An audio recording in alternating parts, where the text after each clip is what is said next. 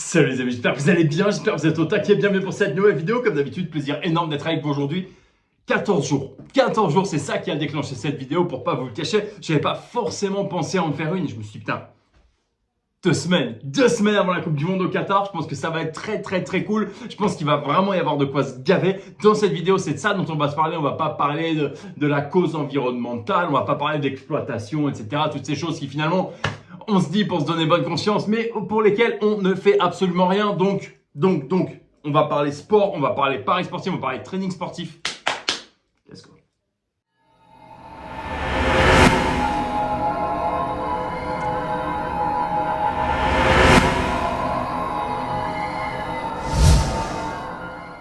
Ok les amis, pour ceux qui ne me connaissent pas, comme d'habitude, je m'appelle Paul Susso, je suis trader sportif professionnel depuis 8 ans maintenant. J'ai créé la Football Trading Academy en français et en anglais. Je viens de sortir la formation d'intro au trading sportif qui est juste dingue. J'ai des retours quotidiens les mecs qui me disent combien ils ont fait, à quel point ils se sont gavés, qui parfois me posent des petites questions, mais juste pour terminer me dire... J'ai quand même claqué un petit 20% ce week-end. Donc voilà de quoi on parle les enfants. Je vous laisse cliquer sur le lien si ça vous intéresse. Voilà, j'ai essayé de la faire le plus abordable possible, de vous mettre le plus de valeur ajoutée, de value possible. Bref, c'est un petit melting pot comme on les aime. Let's go, c'est parti pour la vidéo. Ok, donc il y a plusieurs raisons pour lesquelles je me suis permis de faire cette vidéo. La première, je vais pas vous le cacher, c'est pour essayer de vous éviter d'aller vers des VIP absolument dégueux, VIP façon R2L, tu sais les mecs qui te disent 1 euro les 30 premiers jours et puis après en fait je te défonce et puis après je te mets 45 balles dans le museau et puis après je t'empêche de te désabonner, enfin bref, la totale, on connaît un petit peu l'histoire. Donc c'est une des premières raisons parce que je sais que les tentations vont être absolument énormes et en fait je veux vraiment que vous commenciez, que vous fassiez partie de la formation ou non à parier correctement, d'accord? Donc déjà, on fait du live. Alors, je ne veux pas entendre parler de pré-match sur la Coupe du Monde, je vous en supplie. Pourquoi?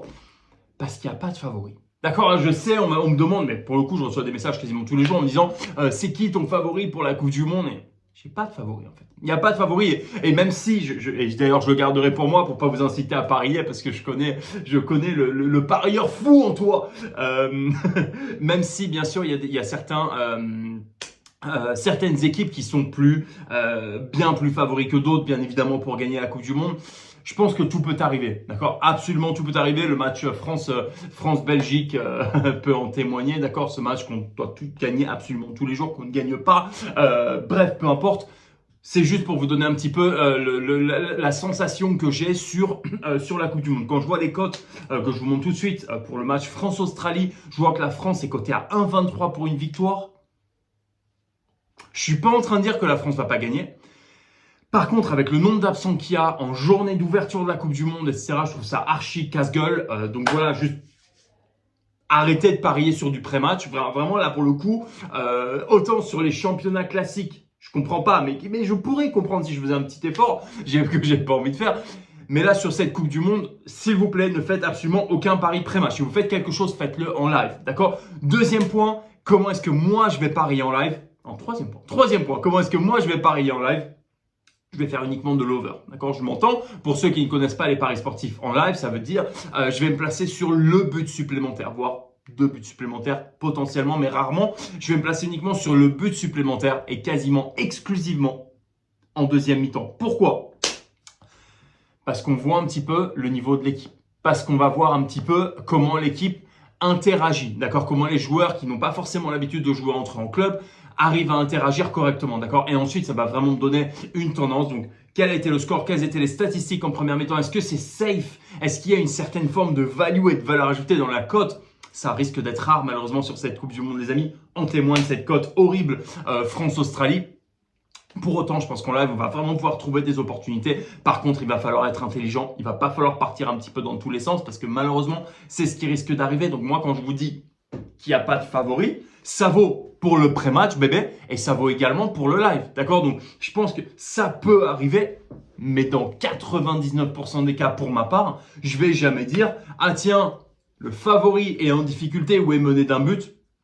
Je vais aller me placer sur le favori. Ou alors, je vais aller me placer contre l'outsider. Je vais très certainement pas faire ce genre de choses. Pourquoi? Parce qu'encore une fois, on est sur une compétition, pardonnez-moi, avec des enjeux absolument énormes, que ce soit économiques, financiers, sportifs. Donc en fait, quand il y a autant de données, derrière, avec en plus des joueurs, comme je viens de le dire, qui ne jouent pas en permanence ensemble, je sais pas vous, ça sent le casse-gueule, d'accord? Ça sent vraiment la compète casse-gueule et c'est vraiment ce que je veux vous éviter. Donc, petit récapitulatif très rapide, on fait absolument pas de pré-match, on va pas sur des VIP absolument dégueulasses, absolument pourris. Je vous montre quelques images d'un VIP que j'ai vu aujourd'hui sur Instagram, d'un mec qui envoie les pronostics à son équipe. Par contre, le mec ne les joue pas.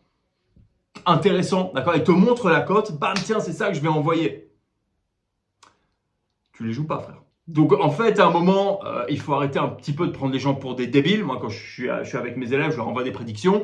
Je les joue, d'accord? Je les joue, je les trade. Je vous montre un petit peu les résultats de ce week-end. Ça a été un week-end un petit peu particulier, un peu compliqué. Parfois, il fallait vraiment réagir vite sur des occasions. Ça a été le cas pour ma part, d'accord? Et pour certains de mes élèves, évidemment. Mais voilà, quand tu envoies des prédictions, quand tu envoies des pronostics, la moindre des choses, c'est de les assumer, c'est de les baquer et c'est d'y aller. Parce que sinon, en fait, à un moment donné, il faut arrêter de se foutre de la gueule des gens. Je suis un petit peu énervé aujourd'hui, je suis un peu énervé en ce lundi. C'est pas grave. Voilà, c'est important. Donc, oui, pardonnez-moi, pas de pré-match, pas de VIP dégueu. Si vous faites du live, et je vous encourage vivement à faire du live, si vous n'avez pas envie de ne rien faire sur ce mondial, ce que je peux comprendre, ne considérez pas une équipe comme favori, d'accord? S'il vous plaît, je sais que c'est difficile, mais même si la France est menée de 2-1 contre l'Australie, on se calme, on y va tranquille et potentiellement on va aller chercher un but supplémentaire en essayant d'accrocher une value, à savoir avoir un risque récompense minimum de je risque 1 pour gagner 3, d'accord? Encore une fois, ça demande de la patience, ça demande du mindset. Putain, où est-ce qu'on peut gagner de l'oseille sans patience et sans mindset? Voilà les amis, encore une fois, petite vidéo, pas très longue, c'était vraiment juste pour faire un petit point. Je vais vous faire une petite vidéo dans quelques jours qui devrait fortement vous plaire par rapport à cette Coupe du Monde, etc. En l'occurrence, si vous êtes intéressé, si vous avez envie de nous rejoindre, les amis, je vous laisse cliquer juste en dessous sur les liens. N'hésitez surtout pas parce qu'en fait, c'est maintenant que vous allez pouvoir prendre les formations, quelle que soit la formation que vous choisissez, que ce soit la formation intro ou la formation complète. Il n'y a pas de problème, d'accord? Faites ce qui vous arrange, ce qui est mieux pour vous. Mais en fait, c'est maintenant que vous allez pouvoir vraiment commencer à mettre un pied dedans, que vous allez commencer à apprendre correctement. Vous allez avoir à peu près 2 semaines pour vous tester, ce qui est, selon moi, bien évidemment, complètement suffisant parce que dans les 2 formations, j'envoie mes prédictions quoi qu'il arrive, d'accord, pour les stratégies que vous avez. Donc, vous allez avoir une quinzaine de jours pour vous tester. Et après, vous allez pouvoir y aller comme il faut, convenablement. Et faire de l'oseille. Voilà les amis, c'est là-dessus que je vous laisse comme d'habitude. Faites attention à votre position, bon trading, faites de l'oseille.